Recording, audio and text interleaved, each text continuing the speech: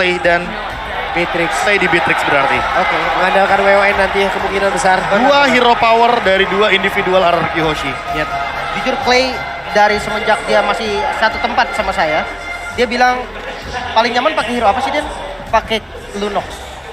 Lunox. Tiga hero power dari sisi RRQ Hoshi berarti.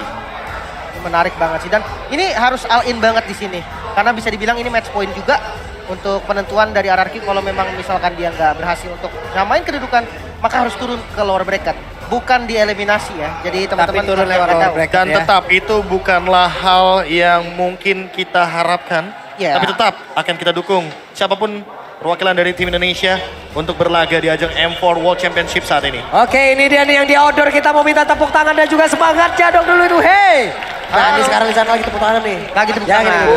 Waduh, mantap. Dan juga yang di dalam indoor nih luar biasa sekali. Semangat yang masih terpancar di mana mereka semua masih ingin menyaksikan pertandingan antara Blacklist International versus RRQ Hoshi. Skor sementara 2 untuk Blacklist. Dengan draft yang kali ini cukup menarik dari keduanya di mana memunculkan kembali nih Beatrix yang dari tadi kita sudah sempat bahas kemana Beatrix nih, agak kangen nih sama Beatrix dan kali ini Skylar yang memunculkan dengan Beatrixnya. Ya, tapi jangan lupakan juga bahwa dengan kehadiran dari linknya Albert, apalagi dengan menggunakan Killing Spree, teamfight jangka panjang tentu akan menjadi sebuah opsi juga. Ditambah dengan pick off dari Kaja dan Lunox yang bisa meltdown siapapun di early sampai dengan mid game nantinya. Oke, ini dia Arsevan mendapatkan begitu banyak gambar begitu berarti, tapi Vinny langsung ada dengan satu Ada Clay. Clay. Satu way terakhir dan Edwardnya harus dibalaskan dengan satu flicker dan Badar saja persuap bisa dan Vinny, tapi Hajinya masih bisa selamat. Nyaris saja Haji bisa ditumbangkan juga dan sebenarnya backup yang bagus banget di mana Parsia bisa ada di laning top lane dengan sangat cepat datang dengan rotasinya petrify defensif dari R7 bisa dibalikan keadaannya dengan metode clear cepat bersama di mid lane. Iya, yang paling penting adalah wave minionnya yang sudah selesai dari R7. Sementara kalau melihat dari ya Edward, dia kehilangan 2 wave minion dan itu sangat rugi sekali di area EXP lane. Ini early yang sangat bagus banget bagi RRQ Hoshi karena mereka bisa memenangkan nanti match up untuk setup ke arah turtle-nya. Oke, ini dia. Vin sudah bergerak lagi sepertinya akan pergi mengelilingi dari mapnya dan juga memberikan bantuan ke arah yang berbeda. Tapi Skylar pas banget ada bantuan yang harus dia berikan kepada satu sosok dan itu adalah Skylar. Namun di bagian bawah 3 hero gagal untuk bisa mendapatkan ke arah marksman yang dimiliki oleh RRQ Hoshi. No flicker untuk Skylar. Ini menjadi informasi penting juga. Mungkin aja nih dengan Aldos mereka nggak terlalu strong buat kontes di arah turtle-nya. Bisa aja jadi mirroring ke arah gold lane. Karena kebetulan memang dari Skylar-nya nggak ada flicker juga. Bisa jadi target utama. Ya, dan alasan kenapa mereka membawakan Varsha serta hadirnya untuk saat ini Harit mungkin ingin menekan karya gold lane. Yap, dan ada tekanan yang benar-benar begitu berarti di mana Parsianya ada di bagian belakang dan Bana bisa mendapatkan ataupun menghantarkan damage yang begitu berarti. Harit di bagian depan, Parsia di bagian belakang, benar-benar dikepung. Wah ini bahaya ya. Kenapa? Karena turtle-nya ternyata nggak diinisiasi sama teman-teman dari RRQ.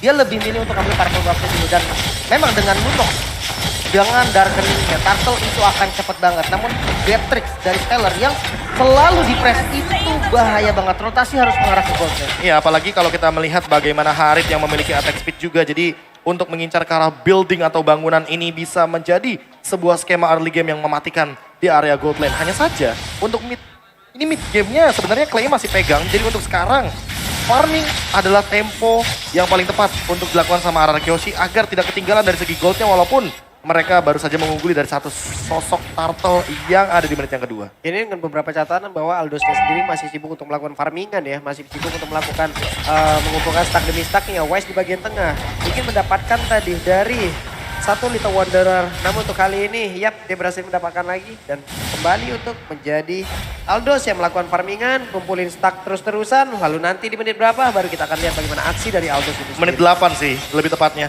Karena itu adalah menit yang paling krusial. Bisa terjadi comeback juga beberapa kali. Dan juga menit yang deket banget sama kejadian Lord yang pertama walaupun belum di enhance. Oke, dan kita bisa melihat di mana RRQ udah bergerak nih ke arah gold lane. Namun ya balik lagi, Estes dengan heal-nya dan juga Harit yang memang tipikal hero yang cukup licin. Jadi susah banget rotasi dari teman-teman RRQ mengarah ke gold lane. Mengingat juga inisiasi satu-satunya dipegang oleh Finn dengan Divine Judgment. Ya apalagi dengan Clay yang kita tahu sendiri, modal Clock of Destiny aja, dia setidaknya sudah bisa melakukan press ke area gold lane. Dan buat sekarang ini benar-benar dibabysit banget Skylar-nya. Farming dua lane agar tidak kalah level, agar tidak kalah uang juga. Ketimbang Oheb yang tadi sempat melakukan plating di area bottom lane. Yap, dari sisi XP, Skylar-nya pun sekarang udah mulai bisa mengungguli. Sedikit lagi dia udah level 7. Sementara Wise-nya ada di area tersebut guna untuk bisa mendapat lagi ke arah satu monster jungle. Tapi dari talent emblem-nya Prof, ini dia. Ya talent emblem-nya lebih menuju kepada killing spree juga bagi kedua jungler kita. Agar bisa memberikan dealing damage dan juga penetration yang cukup dari segi physical damage build-nya. Dari sisi lain penetration untuk magical damage dealer-nya tentu akan lebih diprioritaskan. Apalagi ketika kita melihat Harit di gold lane. Dan ini yang mungkin agak sedikit berbeda karena Turtle-nya hadir di area bottom lane. Jadi ini sangat mengungguli sekali untuk RRQ Hoshi ambil secepat mungkin.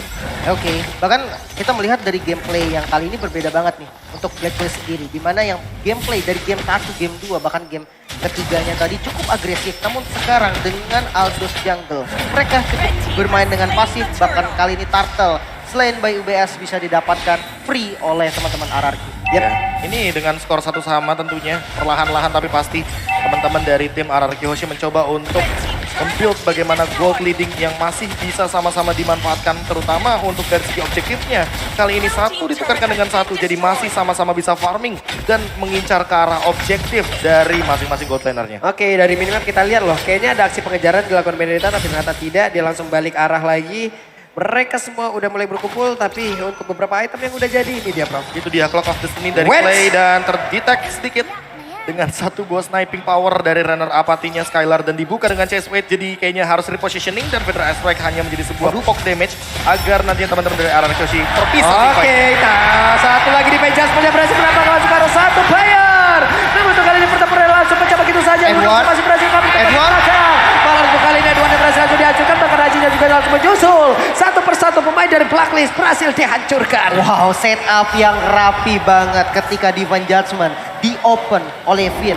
Sudah siap dengan follow up-nya R7 mengudara dengan Black Dragon Form-nya. Langsung mengincar target yang penting juga. Hajinya nggak dikasih ngasih damage. Oima Venus ditumbangkan pertama dan Edward yang out position langsung dipanis. Ya ditambah dengan bagaimana porak-poranda yang terjadi di area belakang dengan Skylar yang langsung melontarkan satu buah Banner Rage dan juga Nibiru's Passion agar tidak ada henti-hentinya RRQ Hoshi memberikan tekanan sejak early game karena early game adalah kunci sejak kita melihat dari 3 game sebelumnya. Yap, Haji mencari. Adakah seseorang di dalam rumput tersebut tapi langsung dibalaskan. Saling berbalas aja. Mereka belum bisa dipertemukan di dalam landing tersebut. Bahkan Venus juga ikut-ikutan berada di area tersebut. Hanya saja untuk kali ini ada lagi Federasi langsung dikeluarkan. Finn mencoba mengeluarkan Ring of Order-nya tapi tidak kena ke arah siapapun. Bahkan barusan ada Renner Apati. Begitu pula tidak kena ke arah siapapun. Ya, bahkan Turtle yang ketiga ya, kali ini Turtle ketiga bisa menjadi nih perfect Turtle untuk teman-teman dari RRQ. Mengingat setup yang dilakukan dari teman RRQ juga simple banget. Ditarik langsung Edward yang menjadi target pertama, namun masih cukup tanky dan belum bisa ditumbangkan. Langsung ada Aegis dan juga heal up dari Oh My Venus bahkan belum mengeluarkan ultimate-nya untuk sekarang. Bahkan harus lebih berhati-hati agar tidak kesetir untuk Turtle yang ketiga karena 2-1 semenjak tadi menit yang kelima. Oke, ada Albert kali ini di area tersebut. Belum lagi seluruh pergerakan dilakukan oleh pemain dari Blacklist International berhasil untuk mengusir mundur beberapa pemain dari Akiosi dan juga R7 masuk ke tengah-tengah pusaran defense yang dimiliki oleh Blacklist International. Satu dihancurkan dan Venus adalah satu salah utama bahkan 2 orang double kill.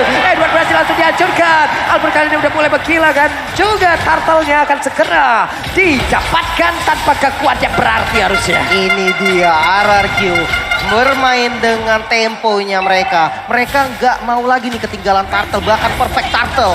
Turtle selain by UBS Gold diamankan kembali oleh RRQ. Gak cuma Turtle tapi juga invasi jungle yang berhasil diamankan untuk sekarang. Level dari Albert juga akan perlahan-lahan lebih tinggi lagi ketimbang Wise.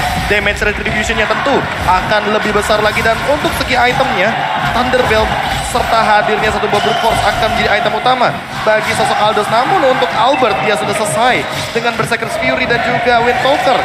Ditambah dengan ada satu Swift Crossbow untuk attack speed yang lebih pasti dan Finn siap dengan flickernya. Apakah akan ada satu body Divine Judgment karena Edward seperti yang kita mainin sebelumnya ini adalah target yang paling sulit bisa diambil sebenarnya karena kalau misalkan dia dilepaskan sendirian itu akan menjadi malapetaka. Oke, Wise sudah hadir tadi. Terlihat dan ini dia di R7 pun harus merasakan hal yang sama.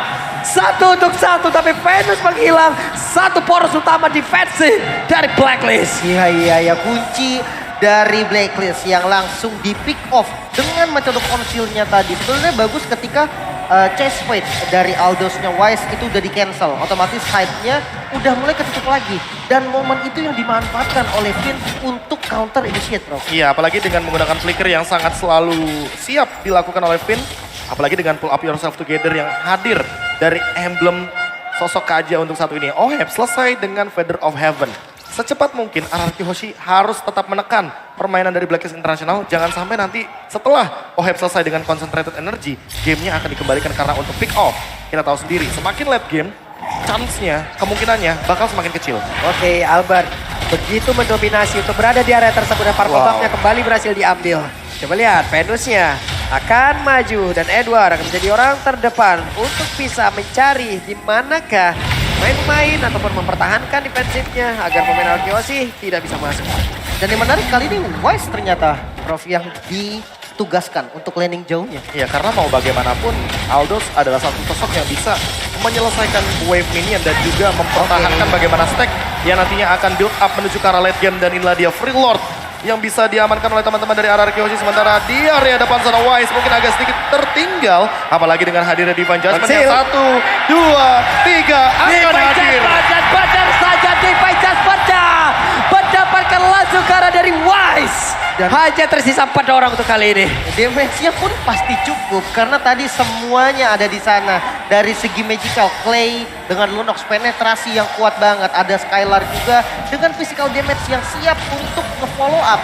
Tumbangnya Wise, ini bisa mengetik potensi dan Renner apati. Sakit banget dan ini dia itemnya, bro. Ya, ditambah dengan Demon Hunter Sword untuk menumbangkan bagaimana frontliner dari teman-teman Blacklist International. RRQ Hoshi dengan Skylar untuk saat ini cukup sekali untuk memberikan dealing damage, apalagi attack speed yang tentunya akan menambah power reload dari sosok Beatrix dengan 4 senjatanya. Yap, Lord sesaat lagi akan hadir di area top lane, sementara mereka sudah set up posisi, mereka sudah siap untuk mendobrak masuk. Semuanya sudah di standby kan. Ada Magic Sentry dikeluarkan, Purple Buff masih memanggil-manggil di bagian belakang. Venus sudah memberikan healing terhadap Haji, tapi Albertnya mengamankan terlebih dahulu terhadap satu Purple Buff yang ada di bagian belakang. Dan sekarang tapi Venus berhasil terjatuhkan kembali, tapi malah Skylar yang mendapatkan hasil yang sama dan nasib yang sama, menghilang pula dan mereka harus reset kembali. Oke, paling nggak satu base turret di bagian top lane sudah dihancurkan. Iya. Minion di bagian atas nggak usah dirapin lagi nih, bro. Ya, apalagi ditambah dengan hadirnya Lord di area top lane akan mendorong Albert untuk menuju ke area bottom lane dengan attack speed yang begitu tinggi tentunya untuk sekarang. Perlahan-lahan 1v1 situationnya tentu Albert lebih diunggulkan, apalagi purple buff ada di tubuhnya. Oke, sementara untuk kali ini Albert sudah berada di area mid pula, zaman Forza dikeluarkan. Haji berhasil langsung dihancurkan begitu saja, tapi Albert yang langsung berhasil dihancurkan pula.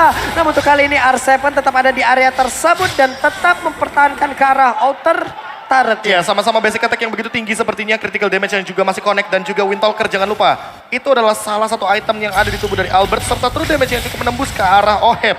Sesaat lagi mungkin Oheb akan menjadi sebuah masalah karena sepertinya concentrated energy akan menjadi item terakhirnya. Oke, lebih sustain lagi berarti ya.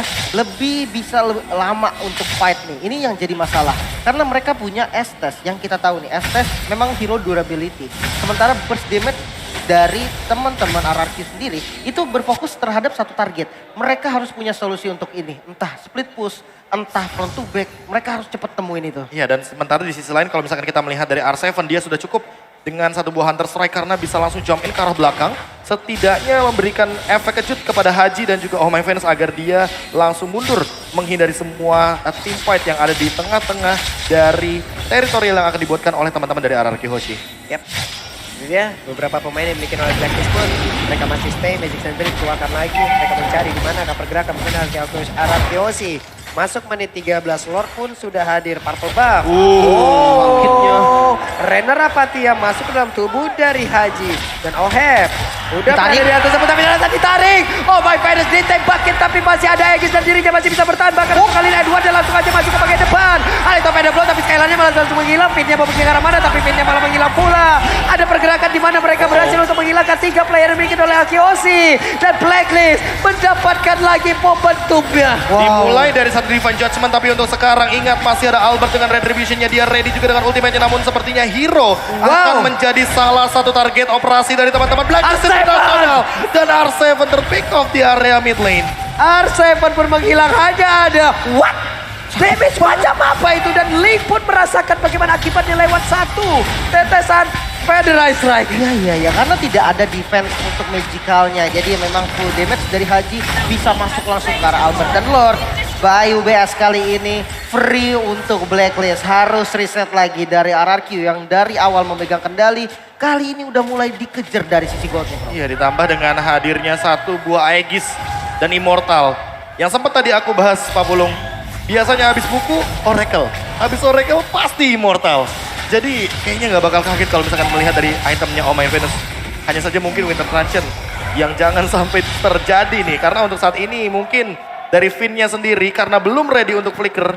Dia belum bisa melakukan sebuah targeting menuju kepada satu member dari Blacklist International dengan menggunakan Divine Judgment-nya. Yap, ini momentum yang tidak boleh terulang kembali untuk Akiosi ya. Kenapa? Karena dengan satu momentum tersebut saja, mereka kehilangan 3 bahkan 4 player.